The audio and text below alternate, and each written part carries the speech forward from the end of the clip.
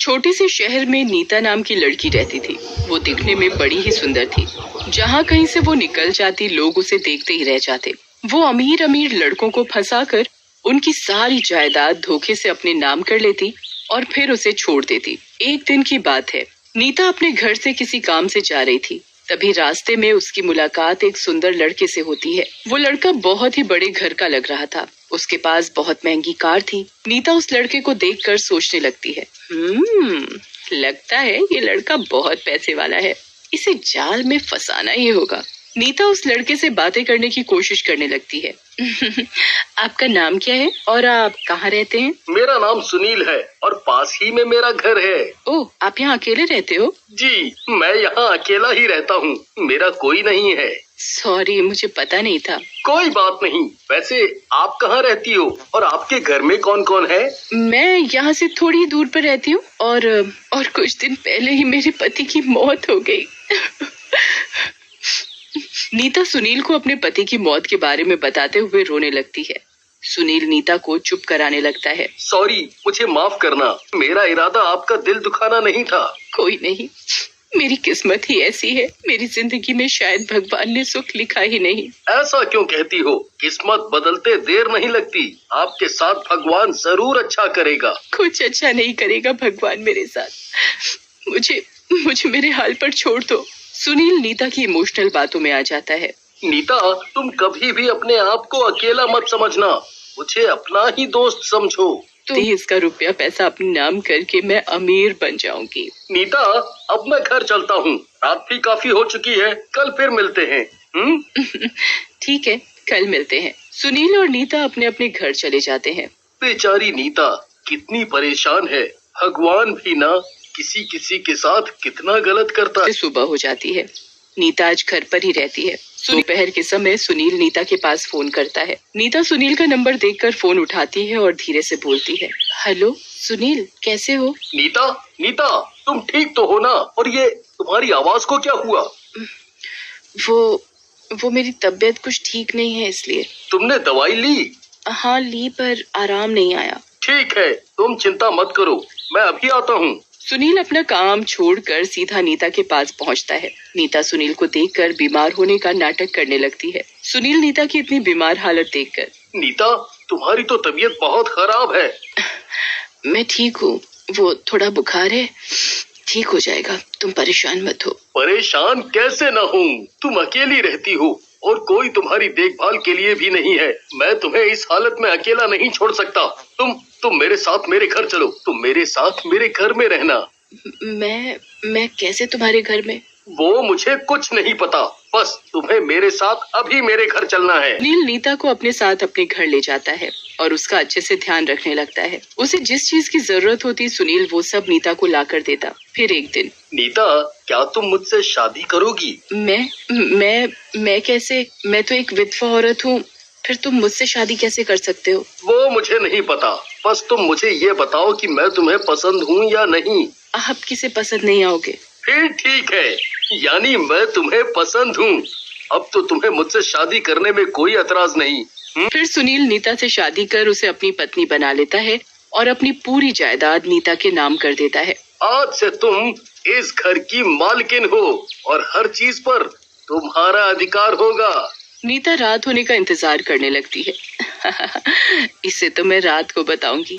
थोड़ी ही देर में रात हो जाती है। सुनील सो रहा होता है। नीता चुपके से उठती है और सुनील का मुंह बंद करने लगती है। नीता, तुम ये क्या कर रही हो? तुम मुझे मार क्यों रही हो? मैंने तो तुमसे पैसों के लिए शादी की थी, मुझे तुमसे कोई लेना देना नहीं है। तुम्हें जो चाहिए था वो सब मैंने तुम्हें दे दिया, अब तुम्हें और क्या चाहिए?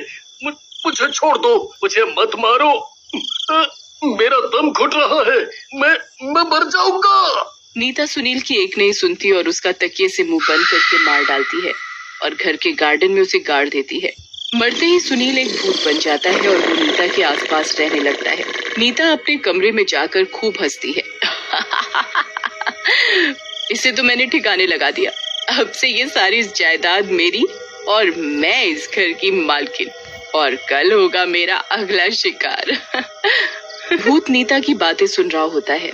जो तुमने मेरे साथ किया वो मैं तुम्हें किसी और के साथ नहीं करने दूंगा। तुम्हें तो मैं ऐसा मजा चखाऊंगा कि तुम जिंदगी पर याद रखोगी। शाम को वो अपने अगले शिकार को फंसाने के लिए निकलती है। वो एक बहुत बड़े होटल में पहुंचती है जहां उसकी मुलाकात एक बहुत ही बड़े बिजनेसमैन से होती है। ओह माफ करना। कोई बात नहीं। आप ठीक तो है ना? हाँ मैं ठीक हूँ। नीता बातों बातों में उस बिजनेसमैन आदमी से उसका नाम और काम पूछती है। मेरा नाम सतीश है और मेरी एक बहुत बड़ी कंपनी है। वैसे आपका नाम क्या है? जी मेरा नाम नीता है। नीता थोड़ी ही देर में उसे अपनी बातों में फंसा लेती है।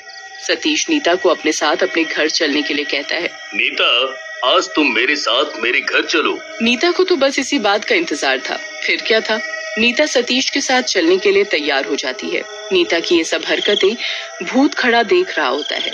उसे नीता पर बड़ा गुस्सा आता है। तुमने मेरी तो जान ले ली, पर मैं तुम्हें किसी और की जान नहीं लेने दूंगा। सतीश नीता को अपने घर ले आता है और वो नीता से कहता है। नीता तुम आराम से बैठो, मैं अभी तुम्हारे लिए कोल्ड ड्रिंक लाता हूँ। सतीश नीता और अपने लिए कोल्ड ड्रिंक लेकर आता है। तभी नीता चालाकी से उसकी कोल्ड ड्रिंक में जहर डाल देती है। भूत नीता को ये सब करते देख रहा होता है। तुम सतीश का कुछ नहीं बिगाड़ पाओगी, मैं तुम्हें ऐसा हरगिज नहीं करने दूंगा। भूत अपने जादू से सतीश का गिलास नीता के गिलास से बदल देता है। नीता सतीश को कोल्ड ड्रिंक पिलाती है, जोर से हंसने लगती है। नीता तुम हंस क्यों रही हो? आखिर बात क्या है? तुम्हें अभी थोड़ी देर में पता चल जाएगा। तभी भूत नीता और सतीश के सामने आता है। पता सतीश को नहीं, तुम्हें चलेगा। तुम तो मर गए थे ना, फिर यहाँ कैसे आए यहाँ? तुम कौन हो? आखिर तुम नीता को कैसे जानते हो? भूत फिर सतीश को सब बताता है। यानी ये मुझे भी तुम्हारी तरह मारना चाहती है? हाँ मैं तुम्हें भी मार डालूंगी। जो तुमने कोल्ड ड्रिंक पी है मैंने उसमें जहर मिलाया था।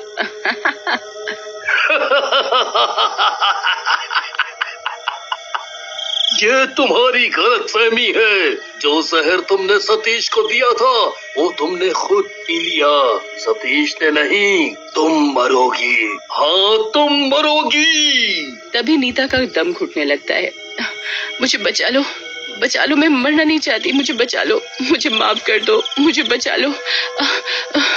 तुमने पैसों के लालच में ना जाने कितने लोगों की जानें ले ली। इसकी सजा तो तुम्हें मिलनी ही चाहिए। हाँ तभी नीता की मौत हो जाती है। भूत सतीश को मरने से बचा लेता है। मैं तुम्हारा ये उपकार जिंदगी भर नहीं भूलूंगा। मेरे दोस्त अब मेरा जाने का समय आ गया है, अब मुझे जाना होगा। भूत को एक इंसान की जान बचाने की वजह से मुक्ति मिल जाती है और वो चला जाता है।